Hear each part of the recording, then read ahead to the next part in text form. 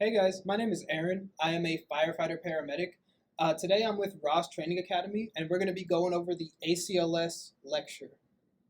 So, how is this different than BLS CPR?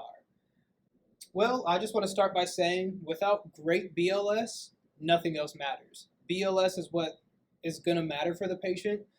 Great chest compressions, great ventilations, that's going to be what saves the person, not necessarily the fancy medications that we're able to give.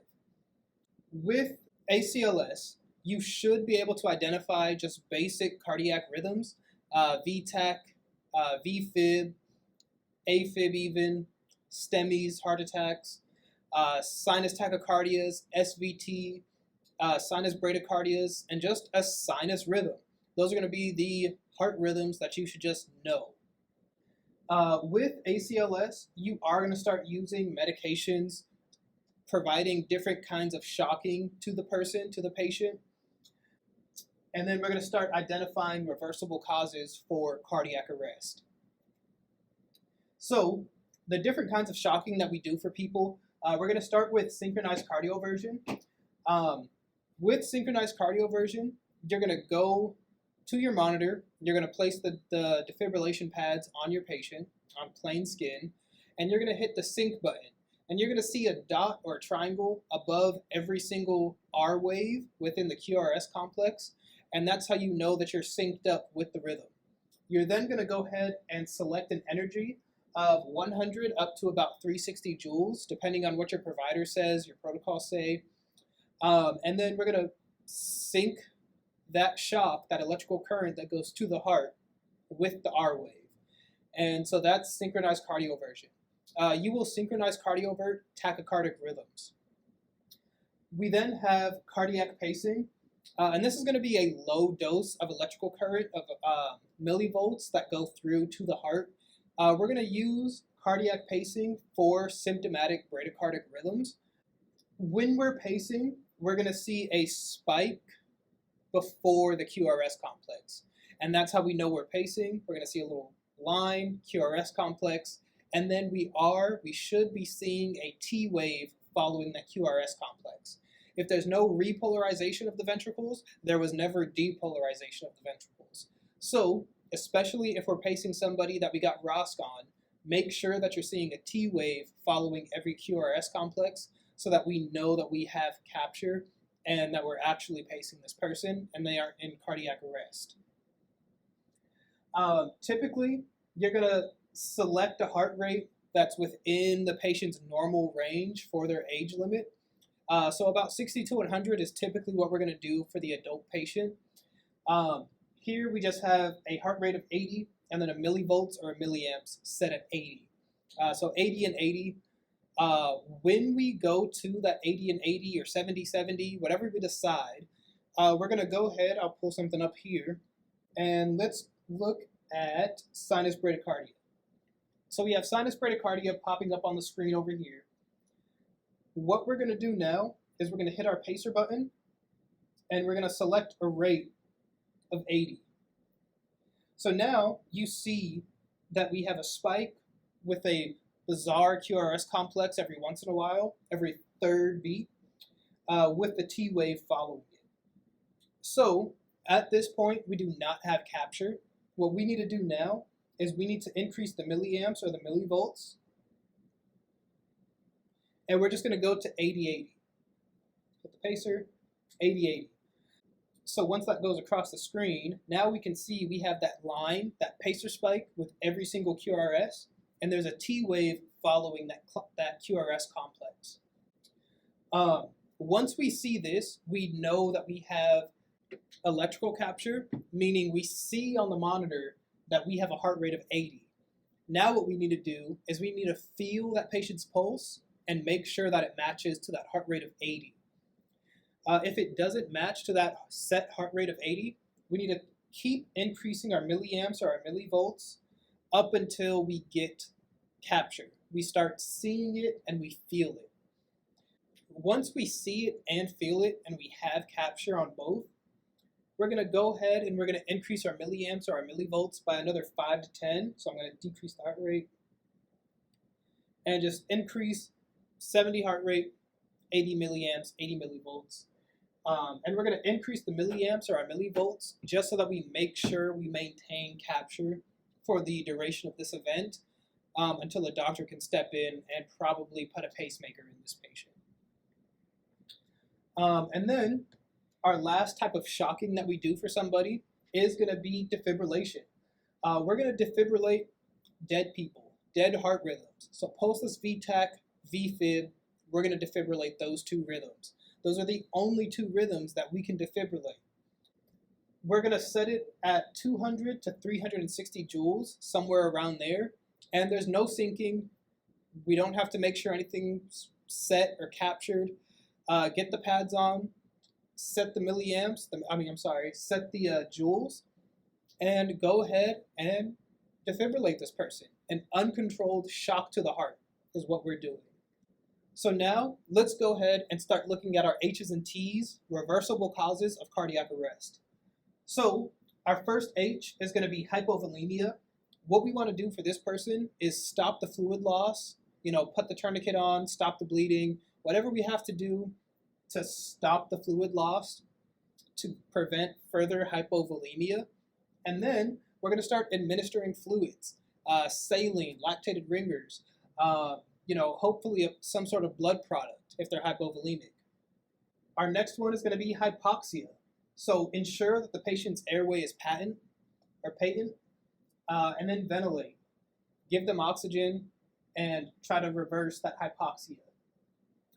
Hydrogen ion excess or acidosis, we want to make sure we have adequate ventilations, and we're going to use bicarb. Bicarb is still a part of the ACLS algorithm, so that's what we're going to do here.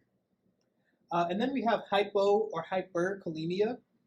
Depending on if it's hypo or hyperkalemia, some of our treatment options are going to be sodium bicarb, calcium, and maybe even some magnesium for that patient. And then we have hypo or hyperthermia, our last H. And all we're going to do for this person is cool them up, like warm them up or cool them down. And that's it. So now we have the T's of our H's and T's of reversible causes. First one is we're going to have cardiac tamponade. So we're going to go ahead and do a pericardiocentesis. I'm not going to do that. Maybe somebody else will. We have toxins or drugs. And then the treatment is just going to depend on what toxin was ingested. Tension pneumothorax. So we're going to be looking at a chest tube, finger thoracotomy, needle decompression, relieve that pressure. We have pulmonary thrombosis, anticoagulants, or fibrinolytics are what we're going to do for that patient.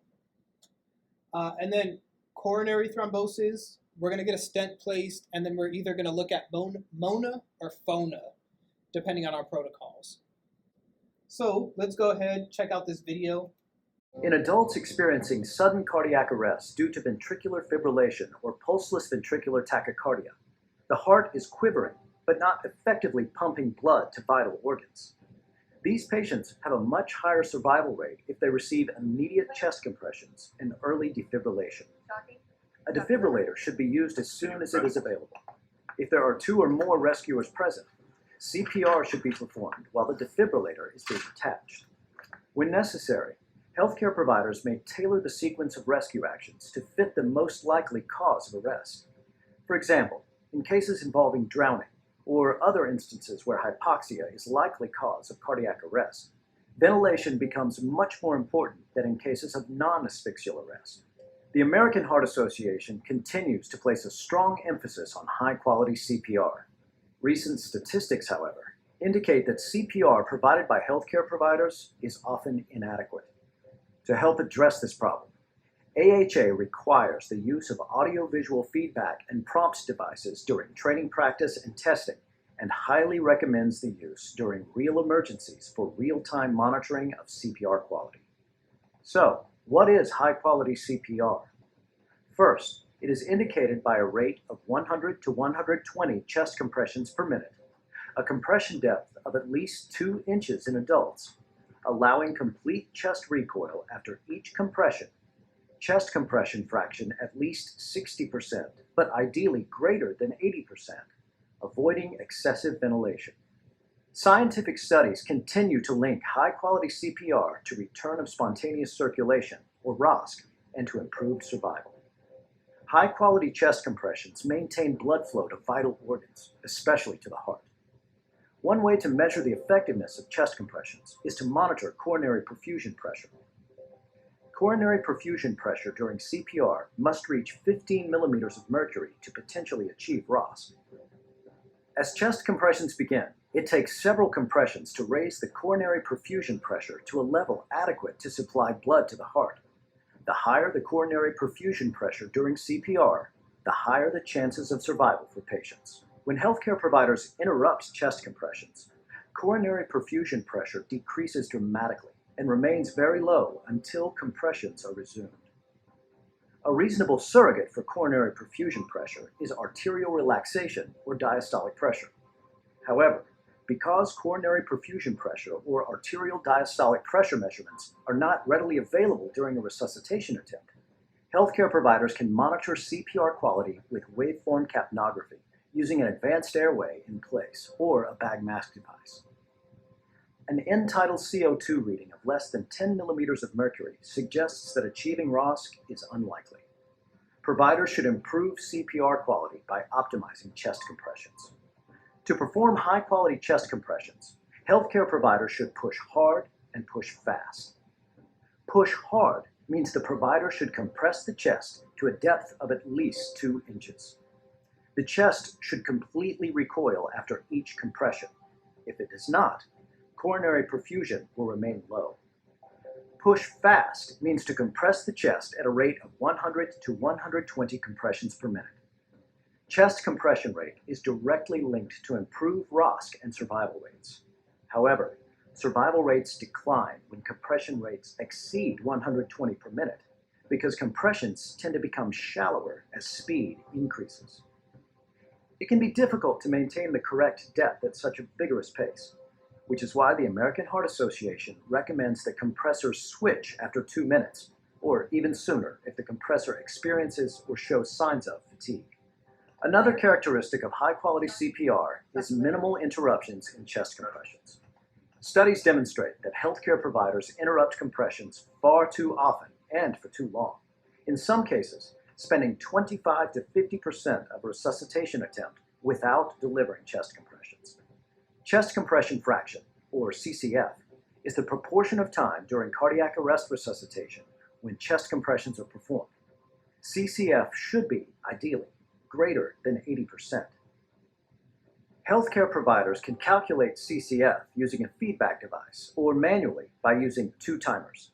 One timer measures the total code time from code start until code stop, or ROSC, and a second timer that measures the total chest compression time.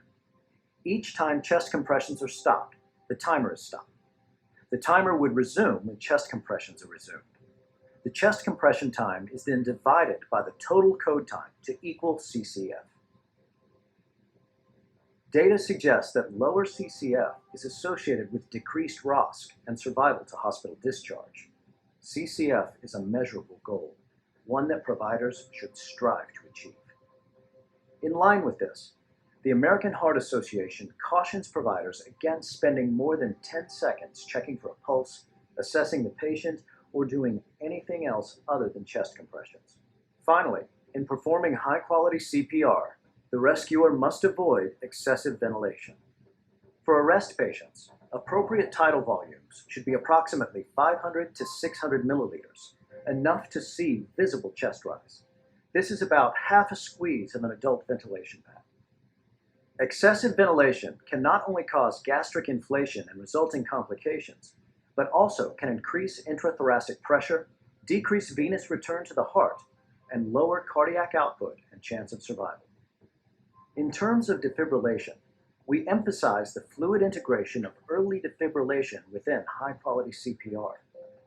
Healthcare providers should start chest compressions and use the AED or manual defibrillator as soon as possible for the best patient outcomes. Some EMS systems allow responders to provide a period of CPR while preparing for defibrillation. The AHA still recommends the one-shock protocol for VF and pulseless VT.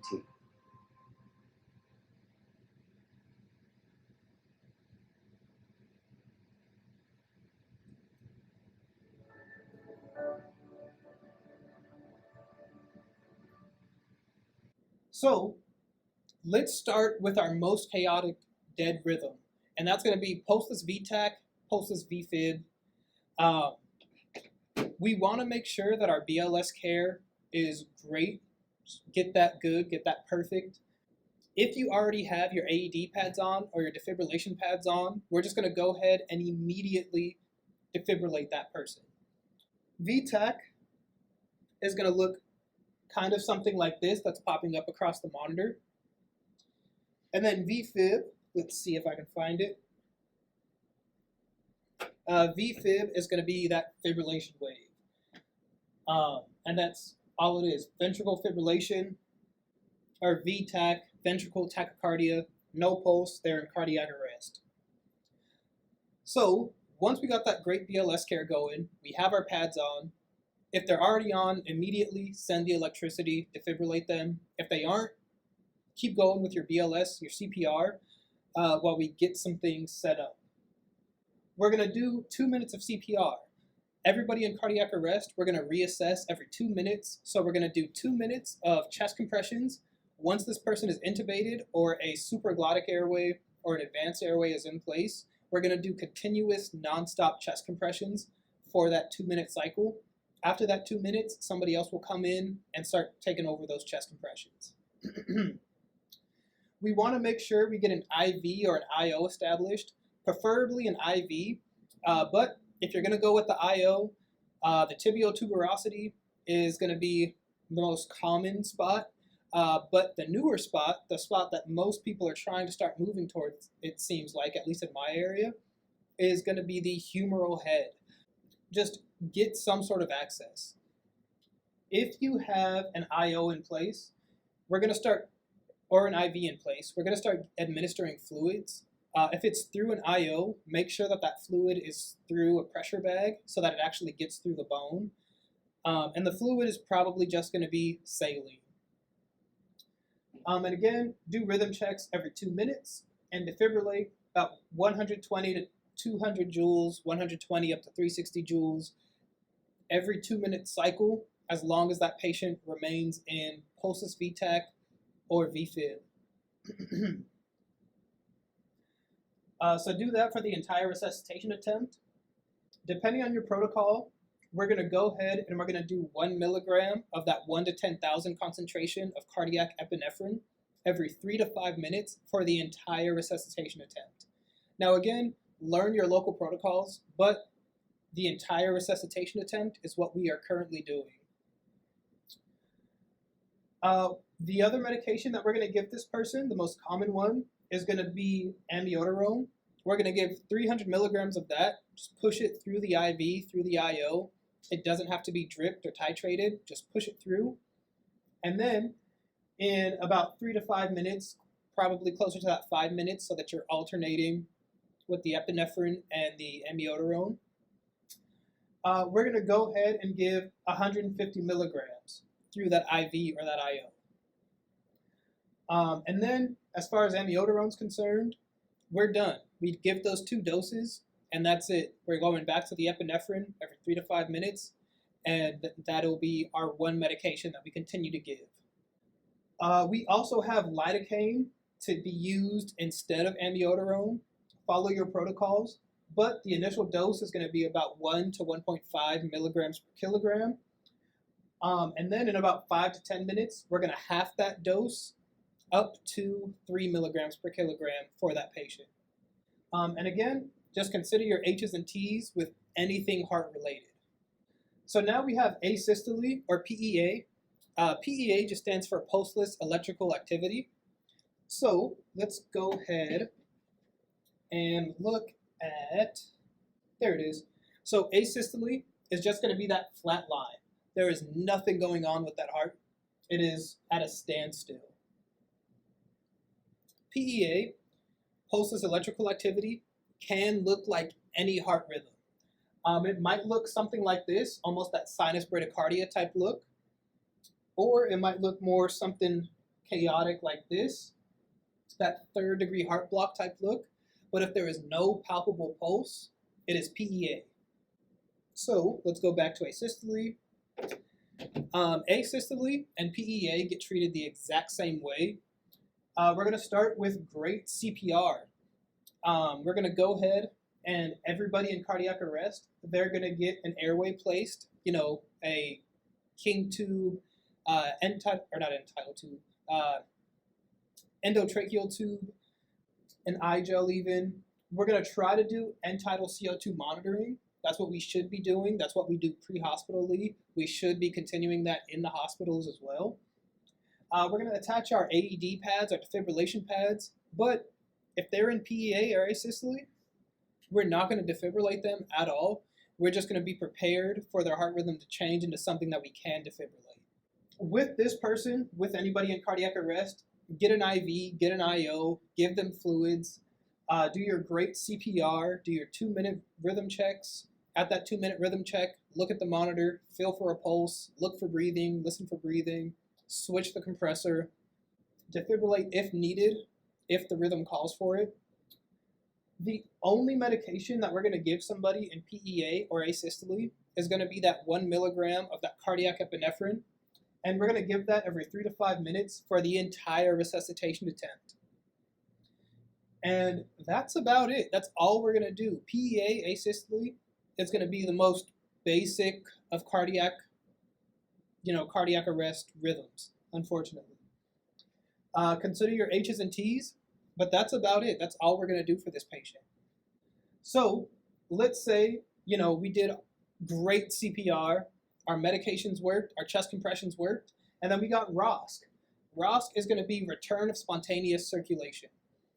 What we're going to do if that's the case is we're going to stop our chest compressions. We're going to leave our defibrillation pads on. We're going to continue with our oxygenation, ventilation, end-tidal monitoring. We're going to obtain a basic set of patient vitals, pulse, blood pressure. If we haven't already, check their sugar, SpO2 levels, get a 12 lead. I don't know if I already said that, but get the 12 lead EKG. We're going to be starting to treat, this says hypertension. That needs to be changed. We're going to be treating hypotension, low blood pressure.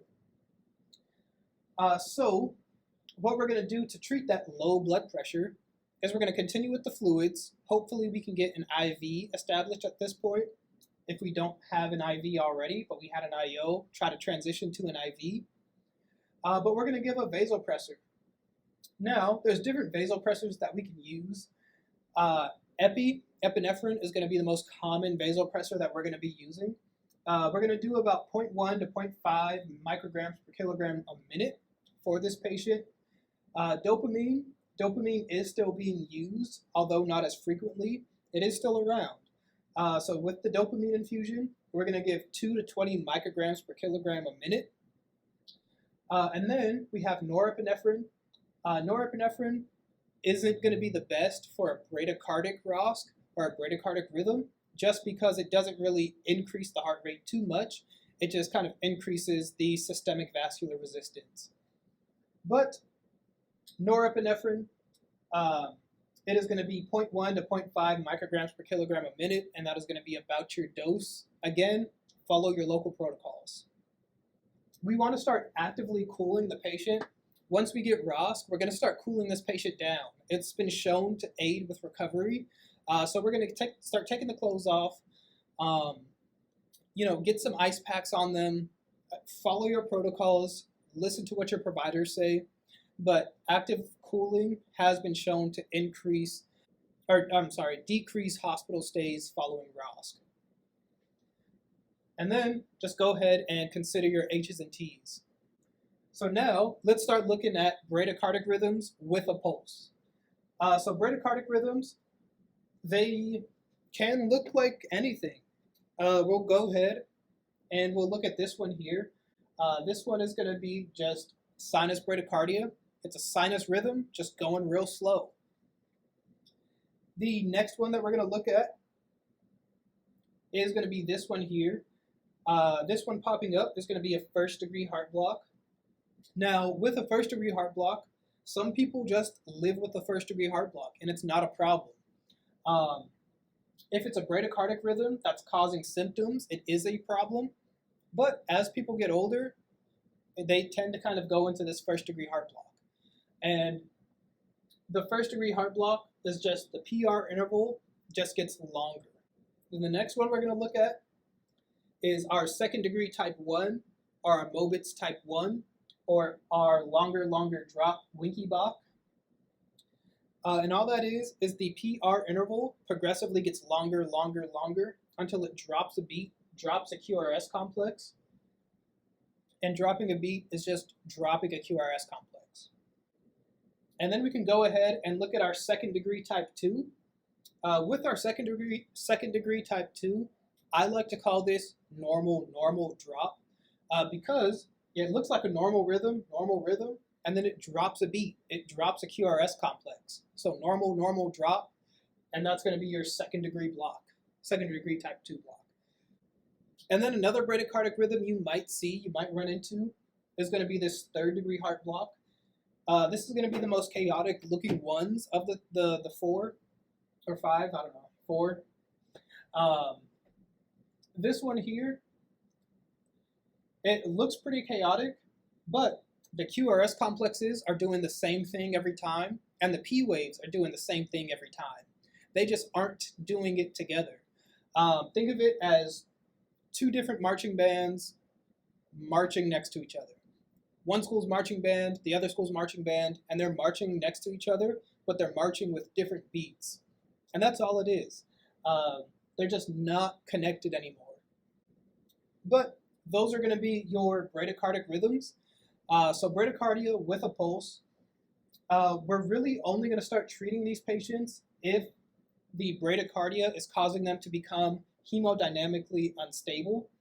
Although we do have treatments for if they are stable and bradycardic. But hemodynamically unstable is typically when we're going to really start trying to treat these things.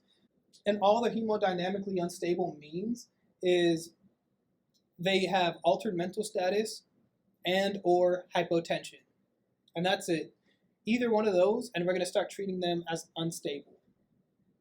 What we want to do is obtain an IV or IO access, give them fluids, give them, saline, lactated ringers. Hopefully that helps. And do a 12 lead just to try to uncover the underlying rhythm of their bradycardia. If they're more on that stable side, we're going to give 1 milligram of atropine through the IV that we establish. And the way I remember atropine is that T is almost like a plus sign. So it increases the heart rate. So we're going to give 1 milligram of atropine, repeat that every 3 to 5 minutes for a total of 3 milligrams or 3 doses. Atropine isn't really going to work. It's not going to work at all for the second degree type 2 heart blocks and above. If the QRS complex is wide, atropine isn't going to increase the heart rate anymore. We could also start looking at a vasopressor infusion. We're not going to really be using that norepinephrine just because, again, norepinephrine doesn't really increase the heart rate. But we can start looking at an epinephrine infusion, and that'll help increase the heart rate, increase the blood pressure. And we're going to be looking at about 2 to 10 micrograms a minute and titrate that to effect. We can also use dopamine. Dopamine is another common one. 2 to 10 micrograms a minute, titrate to effect, or 2 to 10 micrograms per kilogram a minute, titrate to effect, and that's what we're going to do for that person. We can consider transcutaneous pacing, which we talked about at the beginning of this. If we're going to be pacing somebody, you can start to consider some minor sedation or minor analgesics for pain. And when I'm saying minor, really like 1 to 2-ish, 1 to 4-ish milligrams of Versed, really nothing crazy at all. 1 to 2-ish, 1 to 4-ish milligrams of morphine, 25, 50 micrograms of fentanyl, something really light that won't really affect the blood pressure too much. because that's going to be the main concern, is tanking that blood pressure. You might have to delay the sedation or the analgesic until the blood pressure is within normal limits, and then we can start considering making the patient comfortable. If they need to be paced, they are unstable, and there isn't really time to wait anymore. We don't have time to go to our Pyxis system and pull out our medications. We just need to start the electricity. Of course, anything with the heart, consider your H's and T's. So now we have tachycardia with a pulse. So we have a few different tachycardias, but with all tachycardias, what we want to do is, let's go ahead and let's look at this one here. So we're going to have sinus tachycardia popping up on the screen over here. With all tachycardias, of course, oxygenation, ventilation, fluids, get the IVs, get the IOs, try to rule out the underlying causes and solve those as that occurs. So something like this, just sinus bradycardia, people don't typically sit in sinus bradycardia. There's typically an underlying reason for this rhythm here. So that underlying reason might be they just ran a marathon. They just got in a fight, with their ex in the hospital room, and now you need to pull that ex out of the room. Maybe they're septic, and you need to treat that underlying sepsis cause to get them to not be tachycardic anymore. So sinus tachycardia, treat the underlying cause, and make them comfortable is all we're really going to do for them. And then we have a different type of tachycardia, SVT. And with SVT, supraventricular tachycardia, it's a narrow QRS complex going really fast, above about 150, 160 beats a minute. Your T wave and your P wave kind of morph together, so you can't really tell which one it is. There's no discernible P wave or T wave. With this, of course, oxygenation, ventilations, fluids, get the IVs, get the IOs, get the 12 lead done. But while you're getting things set up, try to start doing a vagal maneuver. Ask this person to bear down as if they need to go to the bathroom. Give them an empty syringe and tell them to blow the plunger out of it. Give them a straw and tell them to blow through that straw. I've seen different things. You sit them down on a bed that's flat. You sit them there, and then you just flip them back. You take their legs and you flip them back. That might help. Putting ice packs on their neck, their groin, that might help. We can try vagal maneuvers first while we're getting things set up. If those vagal maneuvers aren't working and you have everything else set up, what we can try to start doing is 6 to 12 milligrams of adenosine, and we're going to do this very rapidly. We're going to just slam that in. We're going to push it in through that IV or that IO that we got as close to the heart as we possibly could. When we slam that in, I personally like to have a pressure bag of saline.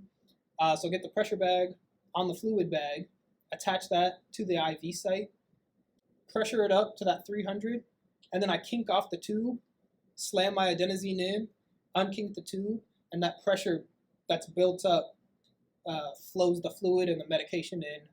And I think that's a lot quicker than using that three-way stopcock. So you can do 6 milligrams, 12-12, or 12-12, just follow your local protocols. If you start seeing a wide complex tachycardia, so you start seeing something like this popping up on the screen. And again, we're still talking about stable patients. Even the SVT was a stable patient. So if we see VTAC pop up on the screen and they're stable, no altered mental status, no hypotension, what we can try to do is 150 milligrams of amiodarone over 10 minutes through a drip, and we'll just see what that does, see if that helps. We can consider the adenosine, follow your local protocols with that though. And then another rhythm, we could look at AFib, atrial fibrillation. With AFib, find out if the patient has a history of AFib And if they do, make sure that they're taking their blood thinner. If they don't have a history or they're not taking their blood thinner, go ahead, try to give them a blood thinner first. That's not always possible though. If they're in AFib RVR, rapid ventricular response, atrial fibrillation with rapid ventricular response, what we're going to do for them, and I'm sorry, rapid ventricular response is just a QRS complex rate greater than 100. So if somebody's sitting at about 104, we're probably not going to treat them super aggressively. Oxygenation, ventilation, fluids, IVs, IOs, get the 12 lead. But the fluid boluses are probably going to help quite a bit for that patient. If they're in AFib RVR and it's pretty low RVR, again, they might just be septic, so try to treat more of the underlying cause. If it's in that higher range, greater than about 108, 110, that's, some real quick AFib RVR, we want to start trying to slow that down after we give them their blood thinners. As long as they're stable, we're going to try to give them their blood thinner first. And then we can try to give them something like metoprolol. About 5-10 milligrams of that or so. We can try to give them cardizem, diltiazem, a calcium channel blocker, depending on your protocols, 0.25 to 0.35 milligrams per kilogram, about 15 to 20 milligrams. That's going to be about our dosage that we're going to give this person. Try to bring that heart rate down. And then we have torsades. So with torsades, as long as they're stable, torsades to points, twisting of the points, as long as they're stable, we're going to try to give them 2 grams of magnesium with a bolus. Of course, we're still going to do the 12 lead, IV, IO, oxygenation, ventilation fluid, but that's going to be the medication of choice for somebody in torsades that's stable. So now let's start looking at the unstable patient. We've already tried everything on the stable side and it didn't work, or the patient is just hemodynamically unstable when you find them. They're tachycardic with hypotension or altered mental status. They are unstable. We're going to consider our sedation, and then we're going to consider our sedation or analgesics, and then we're going to go ahead and synchronize cardiovert that patient. Of course, consider the appropriate first-line medication, but if they're unstable, electricity is going to be the drug of choice. With something like torsades, not all monitors can sync up to synchronize cardiovert torsades just because of how chaotic it is. So we are going to try to synchronize cardiovert it, but if the person's unstable, if that's not working, what has always been taught to me and per my protocols is we defibrillate. We'll send the electricity if our monitor can't sync to that rhythm. Of course, call med control, call a doctor, let them make that final decision, but that might be something that you see. And then once you defibrillate torsades, you deal with whatever happens after. You deal with the rhythm that happens after. So now we're going to go ahead and talk about ACS, acute coronary syndrome, STEMIs, NSTEMIs, OMIs, occlusion MIs. Let's go ahead and just pull up a STEMI. So just ST elevation, that's all a STEMI is. What we want to do for this person is, of course, oxygenation, ventilation fluids, get the IV, get the IO, do the 12 lead. With oxygen, maintain them at that 94% or above. If they're already at that 94% and above, they don't necessarily need the oxygen at this point. If they're below that 94%, give them some oxygen. Try not to hyper-oxygenate this patient. We're going to give them 324 milligrams of chewable baby aspirin. Let them chew that stuff up. If the person told you that they have taken, 2 tablets and that was within 6 hours, as long as it's within that 6-hour window, I'm just going to give them another 2 to finish off that 324 milligram dose. Now, if they took 2 tablets outside of that 6-hour window, so they took 2 tablets 8 hours ago, I'm just going to redose them that entire 324 milligram dosage. And then another medication that we have for this person is going to be nitroglycerin every 5 minutes for a total of 3 doses, as long as that chest pain is still there. With nitro, you want to consider and ask the patient if they take any erectile dysfunction medications. Erectile dysfunction medications dilate the blood vessels, and nitro will do that same thing. So you can really tank the blood pressure if you give somebody nitro and they've taken erectile dysfunction medications within the last 24 to 48 hours. Another thing to consider with nitro is make sure that you have an IV in place before you give the first dose of nitro. It would be real unfortunate to give the nitro and you don't have an IV established and this person's blood pressure tanks. So just make sure you have that IV established initially before giving the nitro. And then before you give the nitro, make sure that the patient's blood pressure is above 100 systolic. Now, I personally like to go a little bit higher than that. I'd like to go about 120 at least above, or well, at least at 120 before I give a nitro, just because it can tank the blood pressure down below that 100 systolic. And that's not something I necessarily want to be dealing with.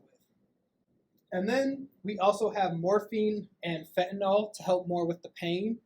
Morphine, something like 2 to 4 milligrams.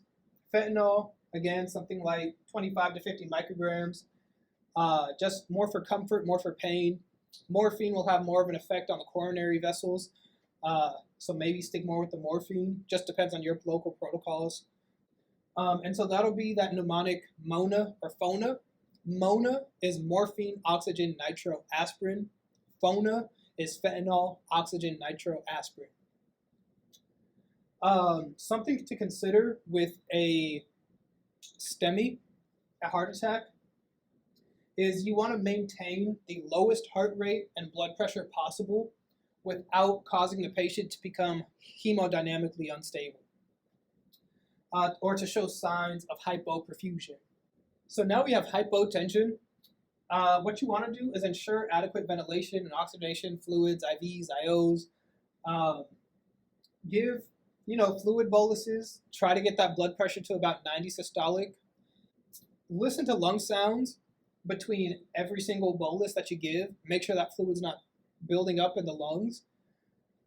We can consider a vasopressor, epinephrine, norepinephrine, 0.1 to 0.5 micrograms per kilogram a minute, or dopamine, 2 to 20 micrograms per kilogram a minute.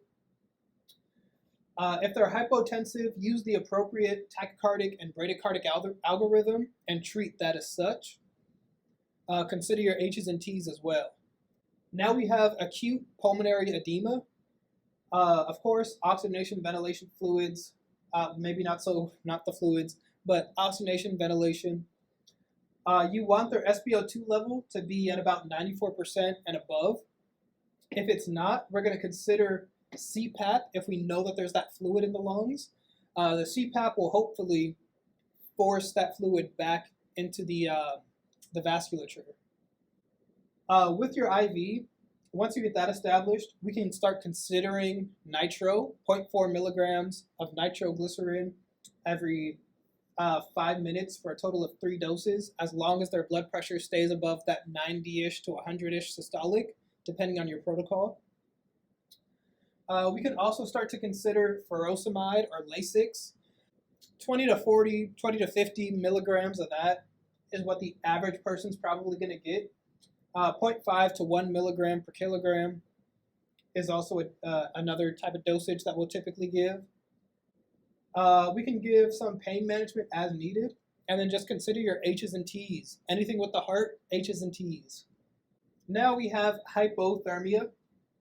If the patient has a pulse and their temp is above 89.6 Fahrenheit, we're going to use external rewarming, so heat packs, blankets, turn the heat up. If it's below that 89.6 degrees Fahrenheit or below that 32 degrees Celsius, we're going to start internal rewarming as well as external. So we're going to start using the IV fluids. If the patient is pulseless and they are hypothermic, what we're going to do, if they're in VTAC or VFib, pulseless, VTAC, VFib, we're going to begin our CPR and defibrillate. We are going to delay our medications until their temperature gets above that 32 degrees Celsius, depending on your protocol.